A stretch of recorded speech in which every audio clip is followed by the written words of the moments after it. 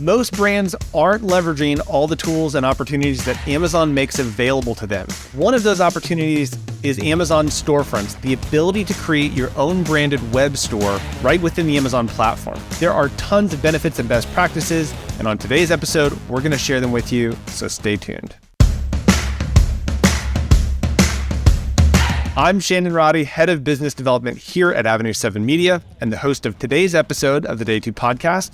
With me today, I have our very own Carolina Maldonado, our brand content manager, or as Jason likes to call her, our brand whisperer here at Avenue 7 Media. Carolina, welcome to the show. Thanks, Shannon. It's a pleasure to be here. Now, one of the things that I hear a lot from brand owners and sellers is, I want an Amazon storefront. You know, there's a sort of a compulsion. I need an Amazon storefront, but most brands and sellers, they don't really seem to understand why they need a storefront. They don't seem to understand when they need a storefront. And I see people saying, you know, we need a storefront right now. And you look at their listings and their listings are terrible. And you're like, okay, we need a storefront. Yes, but maybe not yet. Talk about at the highest level, Carolina, why brands need a storefront. And then when brands need a storefront in the grand scheme of things? That's a good question. Storefronts are fantastic first. I'm not always saying that because it's part of what I do, but storefronts add a tremendous amount of purchase value and therefore revenue to your brand. Now, it's one of the only places, or it is the only place on Amazon where a shopper can see your entire catalog. So if a shopper knows your brand or likes what they see on the listing and they want to see what other products you may have, then it is the only place for a shopper to very easily see that and explore more of your catalog. So it's a great opportunity to not only cross-sell, but to tell more about your brand and to increase your sales. Now, in terms of priority, as you just mentioned, the listings need to come first. A storefront is nothing without good listings. Some folks have a large catalog, some folks have a small catalog, but in terms of priority, your listing needs to be created first and done so well. I'm talking about titles, a solid title, a solid set of bullets, infographics, and a plus. If you have a large catalog that focuses first on your best sellers, perhaps, or maybe on your products that you are launching on Amazon, and then you can work on the storefront. Now, along with other storefront professionals in the Amazon space, having a simple storefront is better than having no storefront. So if you're trying to decide, what do I do first? I've got 1,000 listings to work on. I can't do all of them at once. Then work on your priority listings first.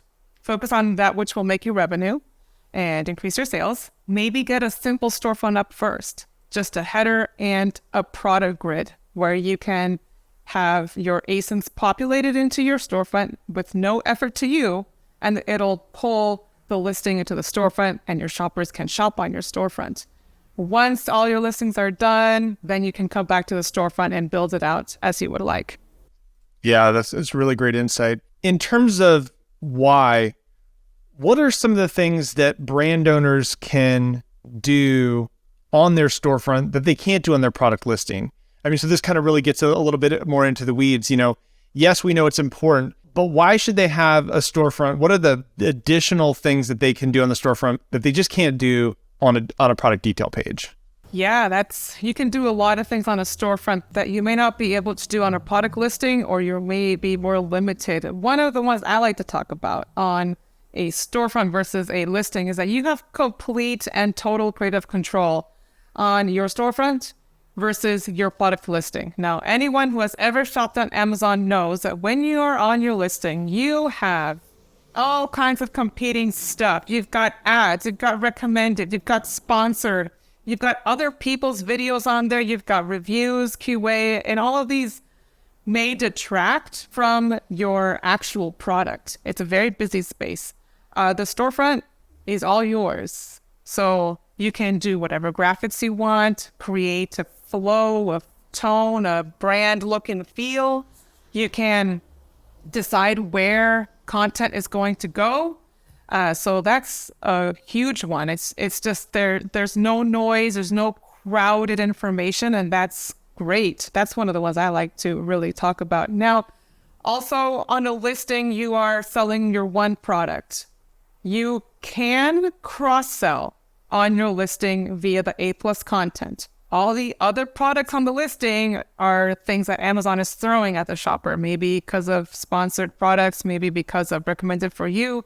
So it can be a little harder to cross-sell and therefore increase your average order value. So on a storefront, you can do this much easily. It's all about you. So if a shopper loves your product and wants to buy two, it's a lot easier to do that. Storefronts also open up portals, so to speak, to other opportunities on Amazon. And we'll go into that in a little bit. But if you have a storefront, then you can do posts, which is like a social media feed, which can grow your followers. And the more followers you have, the more abilities you have to create specific MICE campaigns, which are customer engagement emails, which you can send to your followers. So in essence, you can open up levels of engagement on Amazon thanks to a storefront. The other thing that you can do on a storefront, which a brand owner should do, is consider it as a landing place for driving external traffic, right? A good storefront will show up on Google searches. And that is to be considered. Maybe people are searching on Google for something, a product, and if your storefront has been thoughtfully built out with SEO in its backend, that storefront or its landing pages will show up as a Google hit. And that's to be considered. You're drawing traffic from outside of Amazon onto your storefront. And then there's just all kinds of a treasure trove of data. The storefront gives you very precise metrics and insights on shopper behavior. Where are they going? Where are they coming from? What did they buy? How much money did they spend? It's a treasure trove of data which can be applied to the storefront, but also get a good understanding of what shoppers are doing with your brand. And that data is, of course, very useful for all kinds of other decisions. Yeah, that's really valuable. I want to take a minute to kind of dive into some of these sort of on a case-by-case basis. Average order value, I think, is really one of the key things that I've seen for a lot of Amazon storefronts. And it obviously depends on a handful of factors, such as, does a brand have complementary products, for example? If I sell 3 or 4 different products and they're totally unrelated, and one is sports, one is a home improvement product, one is, personal care, obviously there's not as much cross-sell, upsell opportunity. But if there's compatibility, if you've got, a toothbrush and a toothpaste, if you've got a kid's toy and a kid's book, for example, you have the ability to show the customer both of those. It's in an isolated environment where they're not surrounded by hundreds of ads. You can very clearly show them the benefit of having both of those products together. On average, I've seen that a storefront will increase your average order value by about 10% because it increases the units per order by about 10%. And so, if you look at your business reports and then your Amazon storefront analytics, you'll be able to look at that units per order, and that'll kind of give you a key indicator of, is my storefront driving a higher average order value? And if so, how much more traffic do I want to drive internally using, storefronts and brand ads to the storefront in order to capitalize on that? And I don't think that's something a lot of brand owners are in the weeds as much, digging at that sort of granular level of detail to understand, how do I leverage my storefront in order to get the most value for my clients and for our business? Yeah, and one thing we noticed as well is that what the brand owner may think could be paired within their products may not be what shoppers are actually pairing. And in the storefront, you can get a better feel for that because you can see traffic and units ordered per page. So maybe I thought, as a brand owner, I sell, say, some plastic desk organizers, and I have some gel pens, and I have a coloring book, and I have some pencil sharpeners. And in my mind, I would want to buy the pencil sharpener and the pencil holder. But in reality, people are buying the gel pens and the pencil holder. They don't care about the sharpener, right? And you can get that feel for for shopper behavior in your storefront. So a good reminder to be looking at it every few months and getting an actual understanding of what people are looking for and what they're buying, and build out your storefront accordingly. Yeah. No, taking that data and using that for re-optimization is key. And that's something that our team obviously does on an ongoing basis. I want to talk for a second about attribution links and driving external traffic to your Amazon storefront. Talk about why a client or a brand or seller might want to do that, and then some of the benefits of that. What are some of the things built into the program in the storefront that would make that better than, say, for example, driving traffic just to your detail page, or not driving external traffic to your listing or your storefront at all? What are some of the key things that a brand owner should consider when looking at the ability to create an attribution link or driving external traffic? Attribution links are really dependent on strategy. In my view, they can do a couple of different things, but have two important benefits. One is to keep track of where your shoppers are coming from. So if you have attribution links that link to your storefront, say, from your Facebook, from your brand Facebook, from your Instagram Facebook, from your blog, etc., and then you can get a good feel of which one is drawing more traffic. And that's important, because then maybe you can change your ads for that channel or that platform. When to choose storefront and when to choose your listing, that can depend on a number of factors. Drawing someone from, say, your Facebook page to your listing will make a very direct connection between your content on Facebook and where they're going. So if what you're doing on Facebook is talking about a product specifically, then link to your product, to your detail page. If you are talking about your brand in general and the benefits that your brand's products can bring to a shopper, then lead them to the storefront. And they can get a better feel of, ooh, I liked what I saw on Facebook. I liked what I saw on TikTok. I liked what I saw on Instagram. What else do they do? So it depends what you're doing on those external channels. So if you're working on really talking about your product, bring them to the detail page. If your content on those other channels has more to do with your brand and what it can do for you, how it solves your problems, it's the best thing ever, then bring them to the storefront, and that shopper can do their own exploration. So it has more to do with what is the ultimate strategy behind those attribution links. We at Avenue 7 Media use both, depending on the brand, the products that we are targeting, and the availability of channels that our clients have already in use. It depends on what the strategy is of the brand. If you're driving, say, paid social media traffic, and you really need to attribute those sales, back to the ad spend for social media, got to use the storefront. And I think, the other one that I hear sometimes is people are concerned if you drive a lot of traffic to a detail page and it doesn't convert, they're concerned that that's going to hurt their conversion rate and that's going to hurt their sales rank and their bestseller ranking. In those cases as well, attribution link to the storefront, and you can build out a storefront page for a specific product or even a specific campaign. I mean, I think some of the ways I've seen brands do this creatively is they'll say, hey, I've got this key influencer. They're a huge fan of the brand. Maybe they're sort of a paid influencer. It's like, we'll build out an influencer page for that influencer on the Amazon storefront.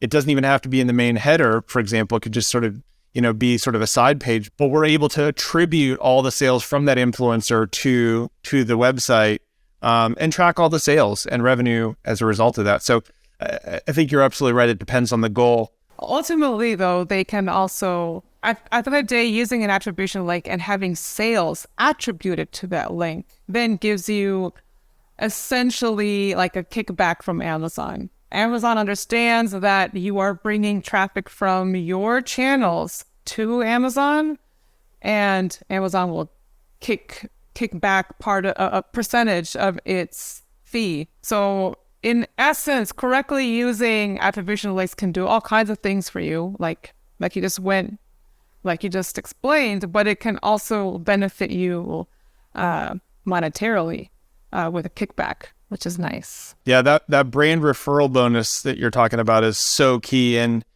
I mean, it can really add up. Typically, I think there's a lot of caveats to that. I'd say on average, Amazon says we'll credit back 10% of a 15% referral fee, for example.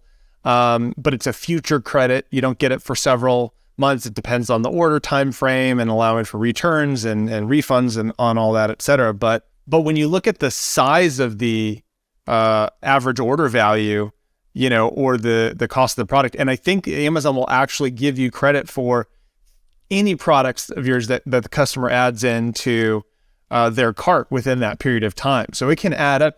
If you got a $200 or $300 product and you're getting a kickback from that, there's situations where that brand referral bonus could actually help pay for that external traffic. It could actually pay for the advertising to drive traffic. It's like free money.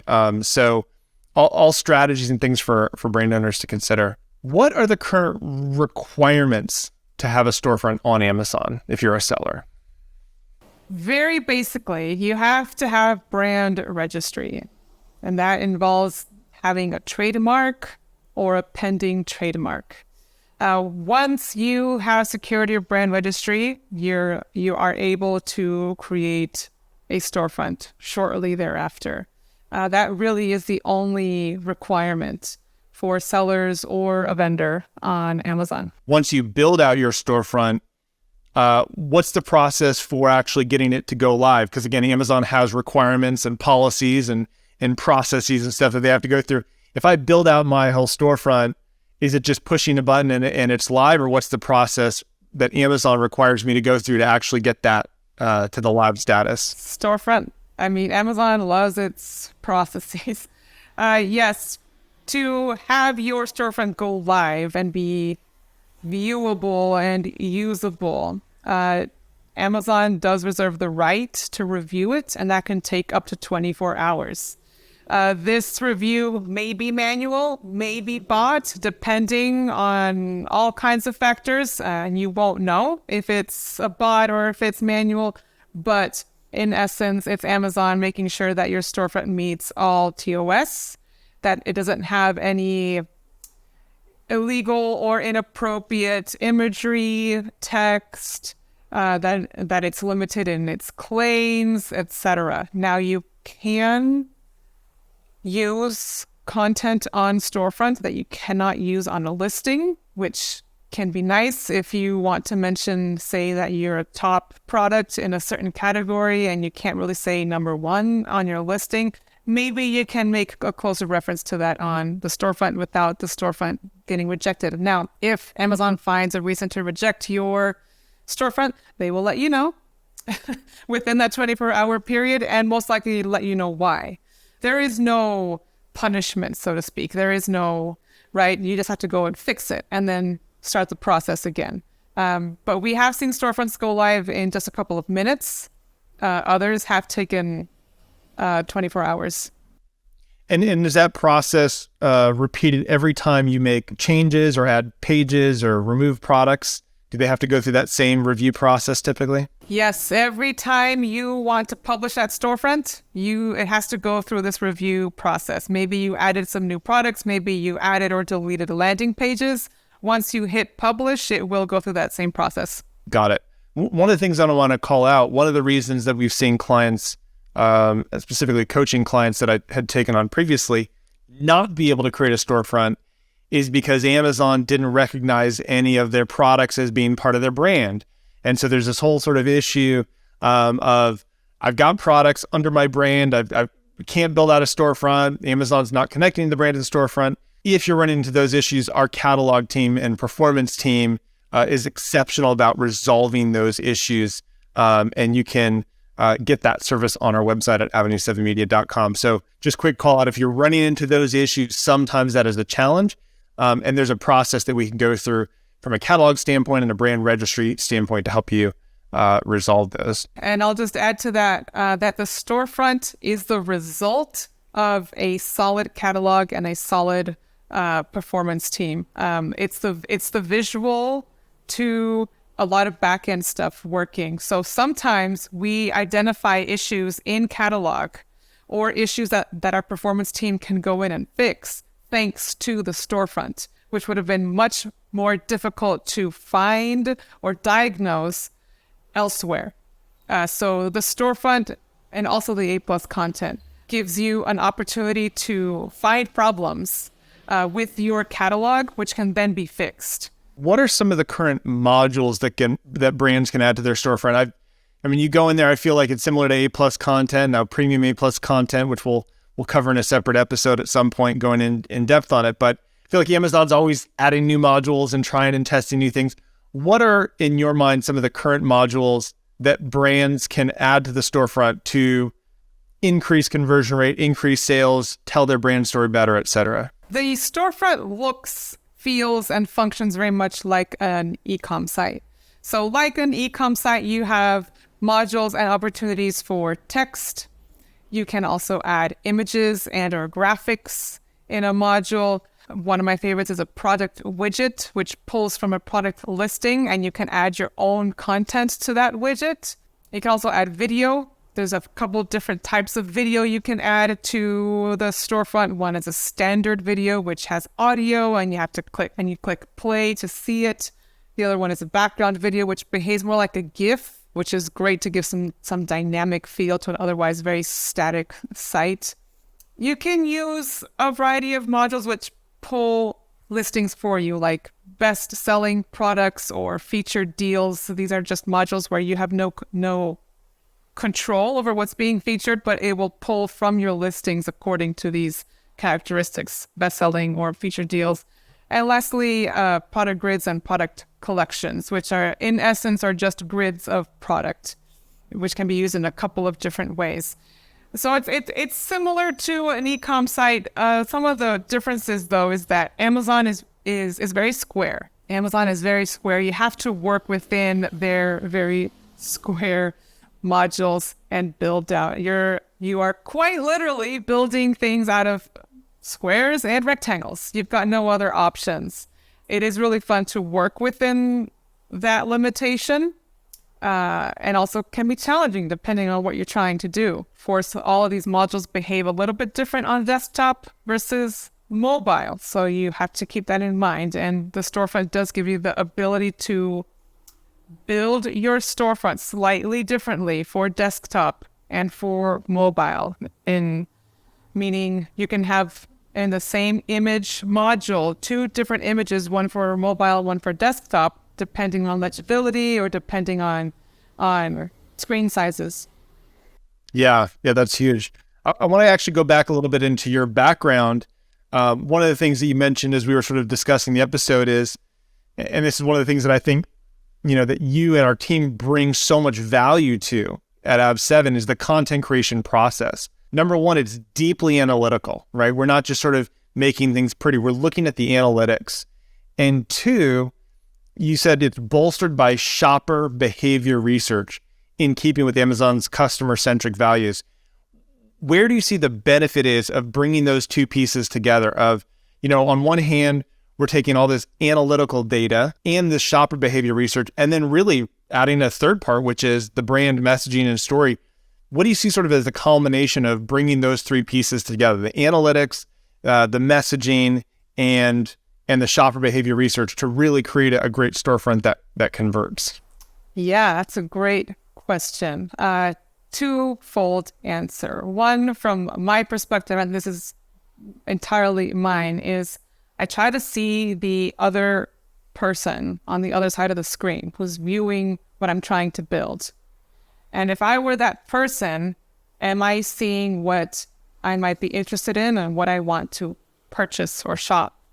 Right now, there is a common misconception in many areas and many companies about creative teams where the creative just make it look good and make it look pretty. When the reality, the looks of content is the last thing that happens.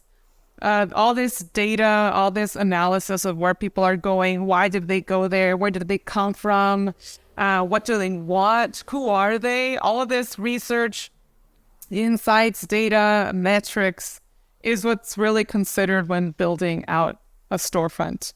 The visual part of it honestly is last. You do need solid partnership with your clients to help you provide excellent imagery, solid branding. The visual side of our storefronts is as good as the assets and collaboration of our clients. You can't make a beautiful storefront out of just stock imagery and no brand books, right? So to answer your question, it's using data and research to get us a view of the other person on the other side of the screen who's buying, and then making storefronts and making content where that person can see themselves reflected.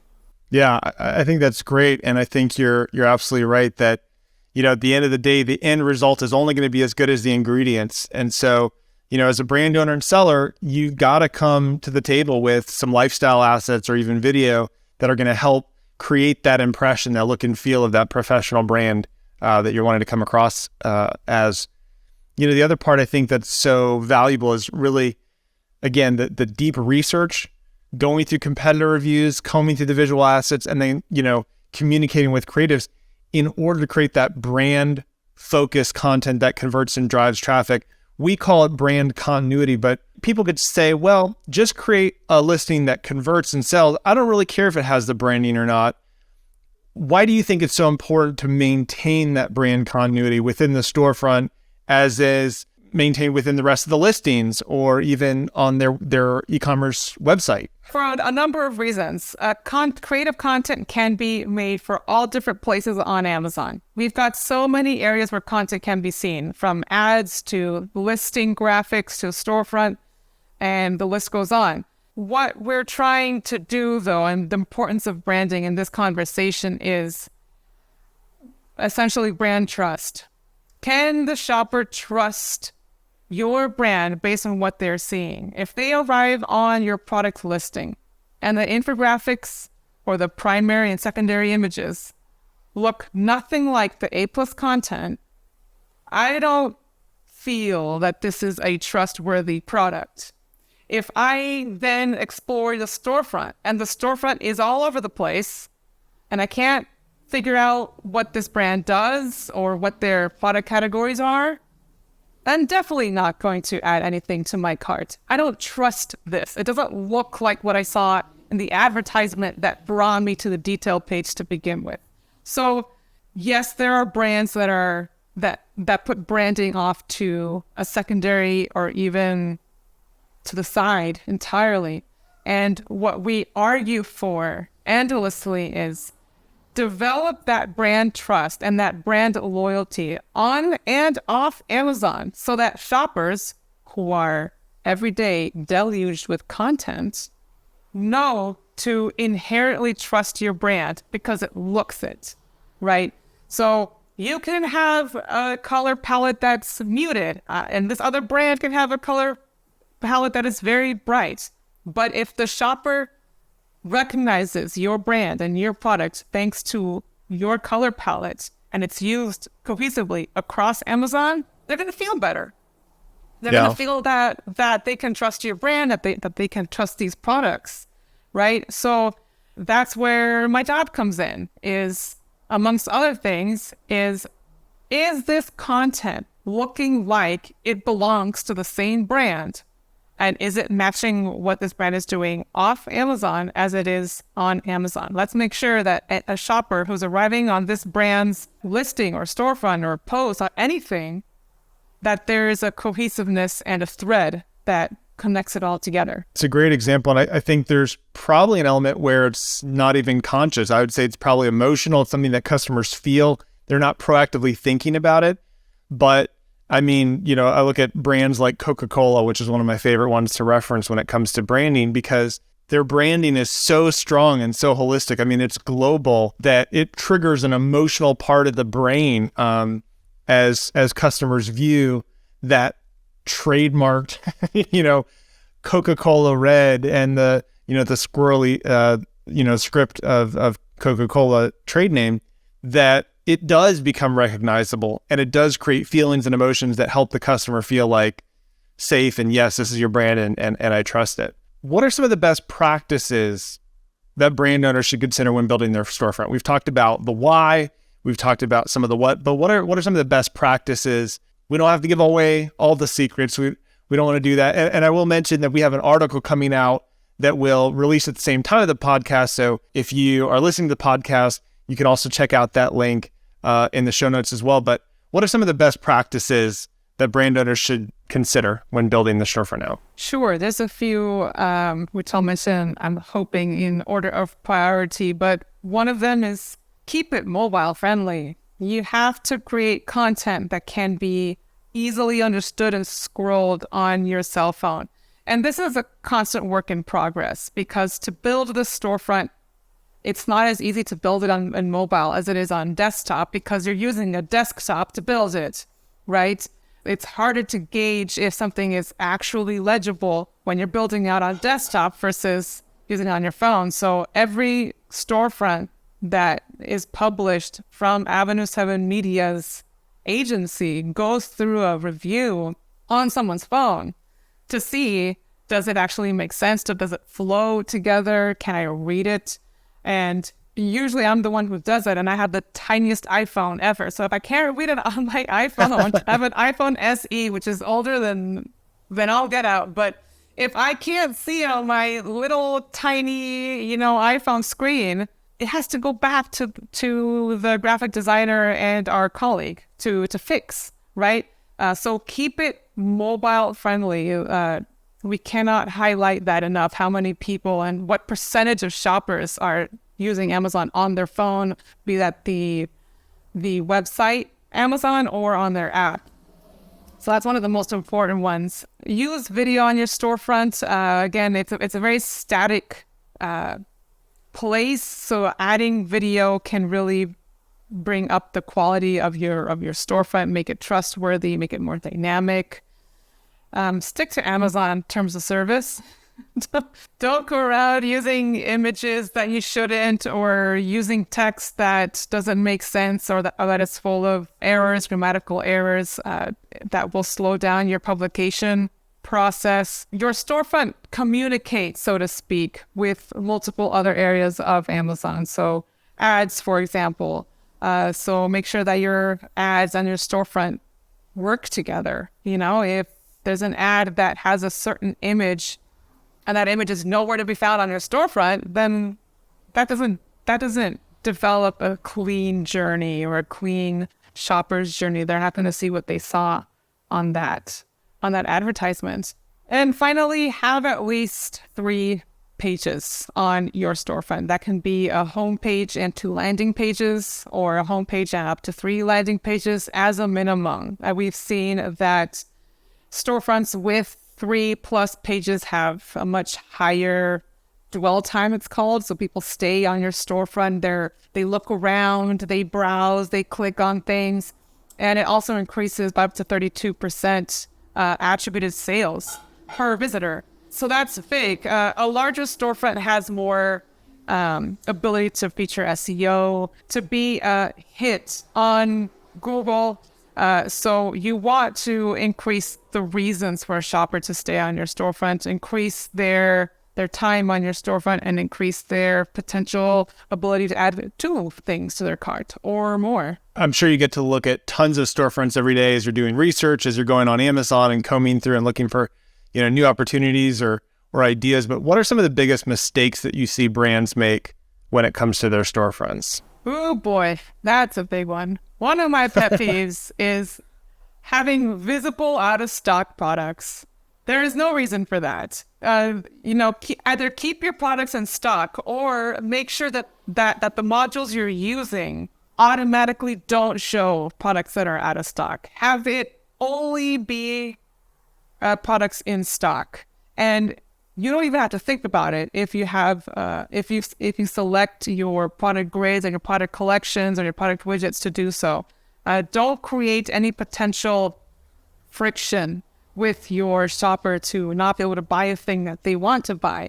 Only show them the shiny beautiful things, right? Another one is, which I see frequently, is a very unclear direction on what their storefront is doing. Very poor navigation, with the homepage being the most important page of the entire storefront. If you don't know what journey to take the shopper down, then you're missing out on all kinds of opportunities. Maybe you don't have your product categories laid out in a clear way, so it's really hard to discern, well, what do you do? What do you sell, right? Or modules that link nowhere, modules that link to the actual page and on which you're on, so I can't go anywhere. That doesn't make sense, but mostly just having a clear direction of how you want to lead your shopper down your storefront. One of the things that I've heard, and I'm curious your take on it, is people talk about the idea of doing seasonal branding for your storefront. How important is that for the average brand? I mean, I can understand, look, if you're a chocolate brand, perhaps maybe in its Valentine's Day, I could understand making that difference. If you're a sporting goods company, I don't know that updating your entire storefront to, have flowers and chocolates and bunnies for Valentine's Day, like if that makes sense. What is your take on seasonal branding for things like storefronts? And then, maybe A+ content is sort of as a side tangent, but how do you sort of view that in terms of its importance and what good it actually does? I know it sort of looks nice, like you're updating the end caps of a grocery store, but does it make a difference? Is it important? Yeah, another good question. It depends on the brand and depends on the products that are being sold. And to your example, chocolates, it absolutely makes sense. Make your product relevant to whatever is happening in a socioeconomic context, so to speak, right? So it's Valentine's Day is a very important day for exactly this type of product. Let's cater to that, right? It depends on your brand and on your products. The other seasonality that we do as well at Avenue 7 Media, depending on the product, is seasonality that is dependent on, say, and I don't mean seasonality just in say winter, spring, or fall, which should also be considered, right? But seasonal events like even maybe Black Friday, or some brands even want something specific to Prime Day because that can be a very important defining day of sales for them. So it depends on strategy. Whether or not it raises the ability to sell extra products entirely depends on what else is going on, right? If it's chocolate, then probably yes, sales will increase. Depends also on ads. So, I'm not going to speak to this will absolutely increase your sales. Right. But it also lets the shopper know that you are updating your content, that you are on there working on it, that you are present. If you made a Christmas-specific storefront and they land on it in April and it's still Christmas, I'm losing trust. Yeah. Right? I'm like, oh, they don't look at this. What else haven't they looked at in this storefront? Is this even true anymore? Are these products, even relevant anymore? So seasonality or updating your content, be that storefront, be that A+, be that an infographic, for seasonality makes sense for strategic brands and strategic products, and can also help develop trust in that brand if it's done properly. What are some of the missed opportunities that you see for brands who have a storefront but aren't fully utilizing it, right? So they've got a storefront, but probably not using it correctly. You mentioned some of the mistakes and stuff, but where do you see a lot of missed opportunity? Again, confusing layout. That does, I don't feel encouraged to explore the brand storefront very much. Disconnect between ads and storefronts. Again, if there's an image or a video used in a sponsored ad brand, and that led me to the storefront and it's nowhere to be found, then did I go to the right place? Where is this product that I saw? So having that disconnect can be an issue. There's a balance between how many products to feature. There are storefronts that have every single product in the catalog laid out, and who is going to scroll for that long? Nobody, versus only having 2 and your catalog has 700. Where's the rest? how can I see the other products? So there is a happy balance between too many products and too few products. And again, the whole seasonality part, like if your product should have seasonal content, do that by all means. It doesn't cost you anything in terms of updating it or using the storefront to the best of its potential. Well, Carolina, thank you so much for joining me today on the Day 2 podcast. Thank you for all the great work that you and our team do for our clients here at Avenue 7 Media. Again, in final wrap up, if you're a brand owner, you've got a registered trademark, you need to have an Amazon storefront. And if you don't have the capability to do it in-house, it's time to outsource it and get it done correctly. So if you are looking for, lastly, if you're ready to start growing and protecting your brand on Amazon with a team of experienced Amazon operators, you can visit us at day2podcast.com. That is day2podcast.com. And if you know anyone else who would benefit from this podcast, please share this episode with them. Thank you for listening and happy selling.